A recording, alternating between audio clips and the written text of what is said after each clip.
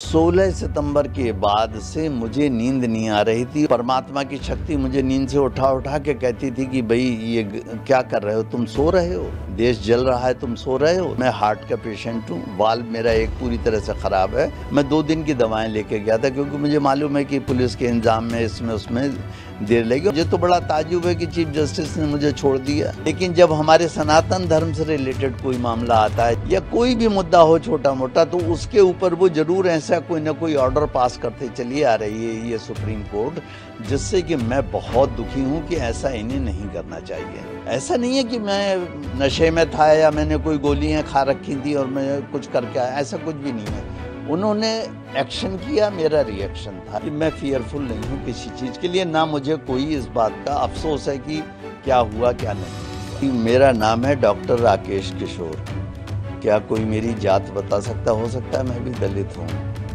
तो ये तो एक तरफा बात हो गई कि आप इस बात का फ़ायदा उठा रहे हैं कि वो दलित, तो वो दलित नहीं है। सबसे पहले सनातनी थे, हिंदू थे। बात यह है कि मैं बहुत ज़्यादा आहत हुआ कि 16 सितंबर को चीफ जस्टिस की कोर्ट में एक पीआईएल किसी व्यक्ति ने दाखिल की, तो गवई साहब ने उसका जो है पूरी तरह से पहले तो मजाक उड़ाया। मजाक इन द सेंस कि ये कहा कि भाई आप मूर्ति से प्रार्थना करो, जाके आइडल से कहो कि वो अपना सर खुद रिस्टोर कर ले।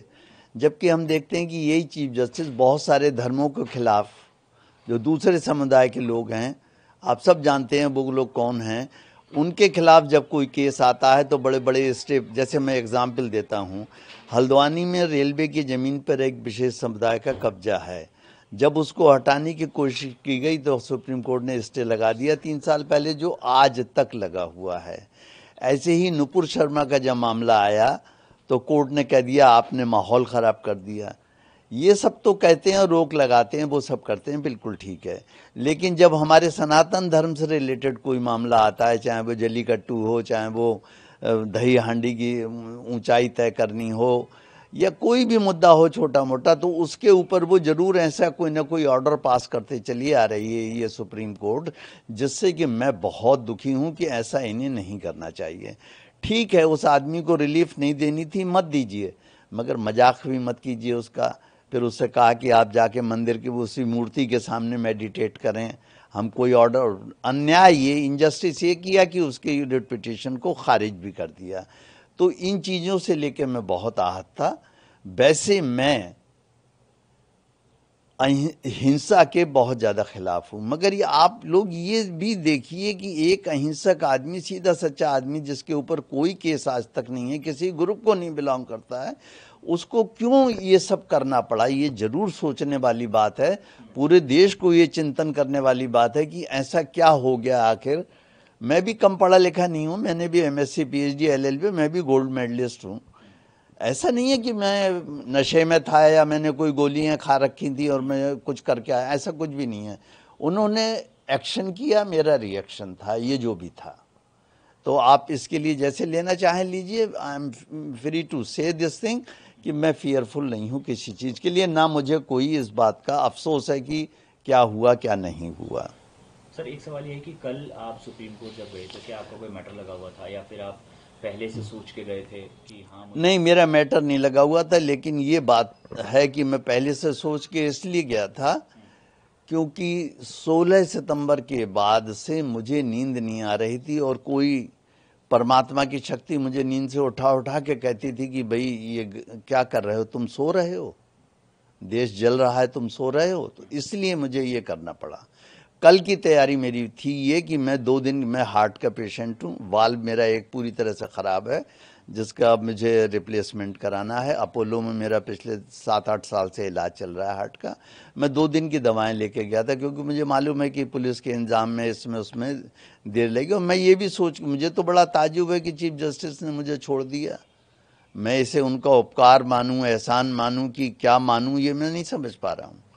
छोड़ दिया, उनकी मर्जी है। तो कल आप जब कोर्ट रूम में गए, सीजीआई कोर्ट रूम में, तो उसके बाद क्या घटनाक्रम हुई, आपने क्या... कोई घटनाक्रम कुछ भी नहीं हुआ उस समय, जाने दीजिए। केवल इतना हुआ कि वहाँ पर मुझे डीसीपी और एसीपी के ऑफिस में 3-4 घंटे पूछताछ होती रही।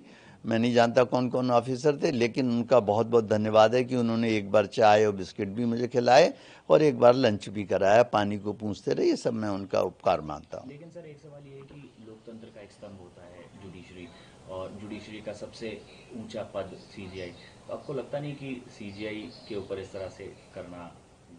नहीं, क्या करना क्या न करना वो जाने दीजिए, मैं उसमें नहीं पड़ता। मगर सीजेआई को भी ये सोचना चाहिए कि इतने ऊंचे संवैधानिक पद पर जब वो बैठे हुए हैं, पूरी कोर्ट में हर वकील, काबिल से काबिल वकील उन्हें मी लॉर्ड कह रहा है, तो उन्हें मी लॉर्ड के माने समझने चाहिए। मी लॉर्ड का क्या मतलब, वो उसकी गरिमा रखनी चाहिए। भाई ये है, किसी को आप भीख नहीं दे सकते तो उसका बर्तन तो मत तोड़ दीजिए, उसको इतना जलील तो मत कर दीजिए कि भगवान के सामने मेडिटेट करो।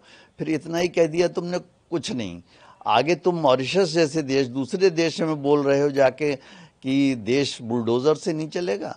अरे मैं क्वेश्चन है मेरा सीजेआई से भी और जितने मेरा विरोध कर रहे हैं कि मुझे बताइए कि जिन लोग, मैं बरेली का पैदा हुआ हूँ, बरेली कॉलेज से मैंने बीएससी किया है, मैं बरेली में बड़ा पला हूँ, मेरा मकान है बरेली में, मेरे पेरेंट्स रहते थे। मुझे ये बता दो कि जिन लोगों के खिलाफ बुलडोजर चला रहे हैं, उन्होंने सरकार की संपत्तियों पे कब्जे कर रखे हैं, बड़े बड़े महल बना रखे हैं, होटल बना रखे हैं, मैरिज के लॉन बना रखे हैं, उन्होंने, उनके खिलाफ क्या योगी जी जो बुलडोजर चला रहे हैं वो कार्रवाई गलत है? उन्होंने अवैध जमीनों पर कब्जा कर रखा और तुम रोक लगाते जा रहे हो, हाई कोर्ट सुप्रीम कोर्ट वाले। तुम ये नहीं सोच रहे हो कि तुमने हल्द्वानी में जो जमीन रेलवे की, मैं हल्द्वानी भी जा चुका हूँ, मैंने वो झुग्गी झोपड़ियाँ भी देखी हैं। आपने हल्द्वानी के रेलवे लाइन के दोनों तरफ ये पड़े हुए हैं, उस पर 3 साल से रोक लगा कि यही सुप्रीम कोर्ट बैठा हुआ है।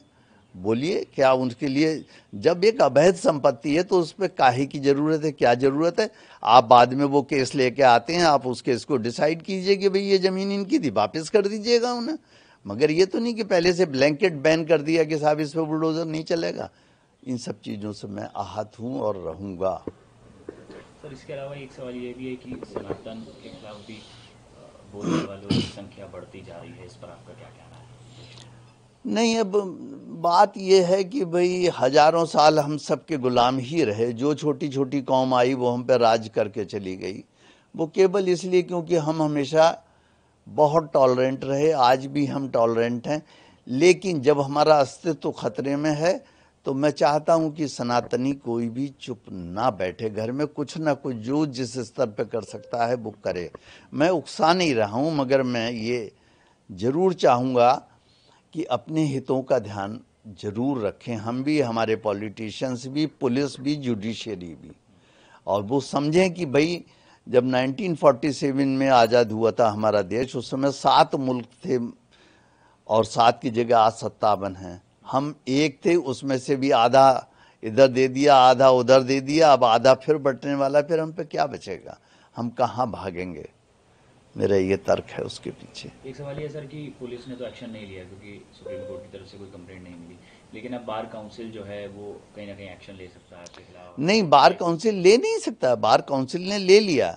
कल ही मेरे पास हार्ड कॉपी आई है, मैं आपको दिखा भी सकता हूँ, मेरे पास ही थी अभी, जरा सा उठाइएगा, उधर रखिए। हाँ, ये मैं लेटर अपना दिखा रहा हूँ, ये मिस्टर मन्नान जो हैं वहाँ पर, ये सेक्रेटरी हैं इसके, और ये इन्होंने जो है ये पूरा ऑर्डर निकाल दिया। अब आप इसी ऑर्डर में केवल इसकी मेरी एक बात सुन लीजिए। एडवोकेट एक्ट जिसके अंतर्गत मुझे सस्पेंड किया गया है, उसका सेक्शन 735 पढ़ लीजिए।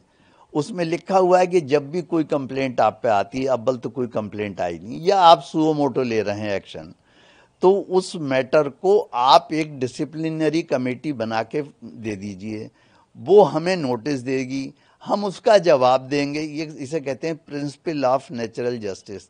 अब आप देखिए क्या कमाल है, इतने बड़े जिसे आप कहते हैं बार काउंसिल, उसने नियमों का उल्लंघन कर दिया मेरे मामले में। उन्होंने मुझे कोई नोटिस नहीं दिया, कोई डिसिप्लिनरी कमेटी नहीं बनाई, एक ही आदमी ने ऑर्डर भेज दिया कि सस्पेंड हो गया आप, और अब आप कहीं प्रैक्टिस नहीं कर सकते। बताइए, कमाल की बात है। मेरे केस लगे हुए हैं जिनसे मैंने फीस ली हुई है, मुझे उनकी फीस रिटर्न करनी पड़ रही है। सवेरे ही एक सज्जन आए थे, अपनी फाइलें ले गए, जिन्हें मैं छोड़ के आ रहा था, आपने देखा था, और बड़ा सा बैग था, फाइलें थी, और उन्होंने कहा साहब पैसे में, जी मुझ पे आज थे नहीं पैसे। मैंने कहा मैं बाद में दे दूंगा आपको, और दूंगा मैं उन्हें, क्योंकि मैं किसी का पैसा नहीं मार सकता। तो मगर उन्हें भी सोचना चाहिए कि एकदम उन्होंने तुगलकी फरमान मेरे खिलाफ जारी कर दिए कि आप सस्पेंड, ऐसे सस्पेंड होता है कोई? मैं जवाब दूंगा इसका उन्हें। सर एक सवाल ये है कि कल से हम देख रहे हैं सोशल मीडिया पर, और इसके अलावा अपोजिशन के कई सारे लीडर्स स्टेटमेंट दे रहे हैं, और उनका कहना है कि एक दलित जज के ऊपर इस तरह से ये तो बात को घुमा रहे हैं, प्रोपेगेंडा चलाया जा रहा है, आप क्या कहेंगे? हाँ, मैं ये कहूँगा कि मेरा नाम है डॉक्टर राकेश किशोर। क्या कोई मेरी जात बता सकता? हो सकता है मैं भी दलित हूँ। तो ये तो एक तरफा बात हो गई कि आप इस बात का फ़ायदा उठा रहे हैं कि वो दलित, तो वो दलित नहीं हैं। सबसे पहले सनातनी थे, हिंदू थे, हिंदू दलित थे वो, और इसके बाद उन्होंने सब कुछ छोड़ के बौद्ध धर्म अपना लिया, वो भी मुझे मालूम है। और वो ये भी मालूम है कि उनके बौद्ध धर्म अपनाने के बाद अगर वो हिंदू धर्म से अपने आप को समझते हैं कि मैं बाहर निकल आया, तो अब दलित कहाँ रह गए? ये तो मानसिकता की बात है। और ये जितने दलित कह के है, ये तो आप देख रहे हैं कि लोग इसी सरकार को गिरा के और चाहते हैं कि देश पर से गुलाम हो जाए। ये उनकी राजनीति है, करते हैं दीजिए। मेरा दलित उलित कुछ नहीं है। इसके अलावा सर एक ये भी है चीज़ें कि कुछ लोग, एक ये तबका है कि वो ये कह रहा है कि एक इंसिडेंट हुआ, उसमें पुलिस ने कोई एक्शन नहीं लिया, सुप्रीम कोर्ट ने कोई एक्शन लिया, अब आगे लोगों का मनोबल बढ़ेगा, इस तरह के इंसिडेंट बढ़ सकते हैं, आपको लगता है? नहीं, ये इंसिडेंट बढ़ सकते हैं, इसका कोई, अरे इसका क्या महत्व है? जजेस को भी अपनी सेंसिटिविटी बढ़ानी चाहिए। लाखों करोड़ों केस पड़े हुए हैं, पेंडिंग हैं, क्यों पड़े हुए हैं? मैं आपको एक छोटा सा एग्जाम्पल और देता हूँ। एक मेरे फ्रेंड है, उनका कड़कड़डुमा कोर्ट में मोटर व्हीकल एक्ट का चल रहा है केस। एक्सीडेंट हो गया था, और कब? जब वो 2002 में वो लगी हुई थी, क्या कहते हैं, कोरोना काल था। और उसमें साफ उसने खुद कहा है, विक्टिम ने, कि मैं रॉन्ग साइड से मोटरसाइकिल लेके आ रहा था, हेलमेट नहीं लगाए हुए था, ड्राइविंग लाइसेंस नहीं था, और एक्सीडेंट के सीन पे कोई स्क्रैचिंग निशान नहीं है पहियों के। जब मैंने जज की पिछली बार मैं गया उनकी अदालत में, मैंने कहा हुजूर ऐसे, तो उन्होंने कहा आप क्या चाहते हैं मैं अभी केस ख़त्म कर दूं? कमाल है भाई, ये तो प्राइमा फेसाई चीज़ है कि अगर आदमी ये गलत आ रहा है, ड्राइविंग लाइसेंस नहीं है, मोटरसाइकिल चला रहा है, और गाड़ी के एक्सीडेंट भी ऐसे नहीं, वो तो गिरा मोटरसाइकिल से, उसकी पैर की हड्डी टूट गई। ये तो नहीं थी कि हमारी गाड़ी का पहिया चढ़ गया और हड्डी के टूट के कुर्चा हो गया और जरा जरा सी चिप्स उधड़ गई उसकी, कुछ नहीं हुआ, ना मोटरसाइकिल डैमेज हुई ना कार डैमेज हुई।